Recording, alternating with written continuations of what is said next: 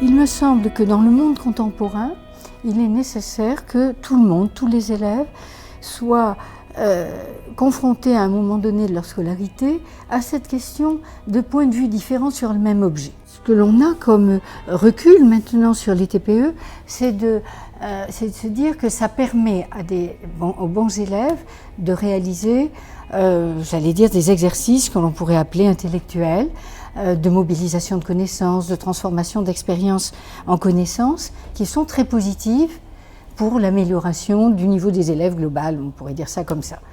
La difficulté, c'est sans doute que pour d'autres élèves qui rencontrent déjà des obstacles importants dans leur scolarité, ça ne va pas être aussi facile et qu'on assiste davantage à la juxtaposition d'éléments divers et variés qui ne constituent pas ce qui va permettre de rédiger un texte plutôt cohérent, plutôt homogène, mais qui va accroître au contraire de la juxtaposition de certains petits éléments. Les savoirs ont un sens en eux-mêmes qui est de permettre aux gens de penser les choses, de penser le monde, de comprendre, de se développer, de s'émanciper même soi-même.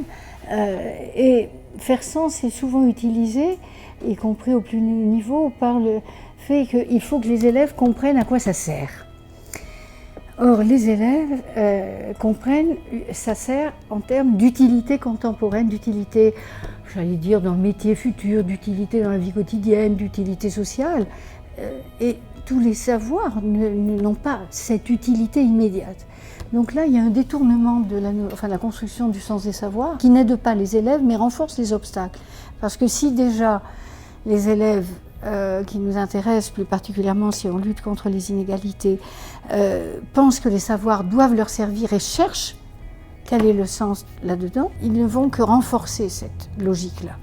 Donc je pense que là il y a en tout cas un effort. Je ne suis pas en train de dire qu'il faut supprimer les objets de leur environnement, mais il faut que les enseignants sachent mieux en partir en quelque chose, c'est-à-dire habituer les élèves à travailler sur ces objets pour mieux s'en éloigner et les questionner. Voilà, j'ai vu aussi dans certains collèges le fait de compter, de mesurer la cour en 6e en comptant en anglais. Pour faire à la fois des mathématiques, de la physique et de l'anglais. Non, ça ne fait pas penser. Les EPI peuvent être le meilleur comme le pire.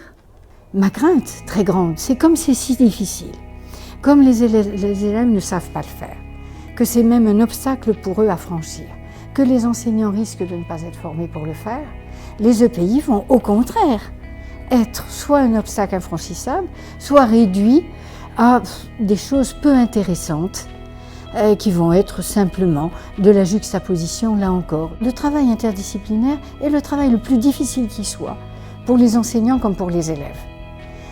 Donc, c'est les élèves qui risquent d'en pâtir au fond, si les enseignants ne sont pas bien formés, on peut le dire comme ça.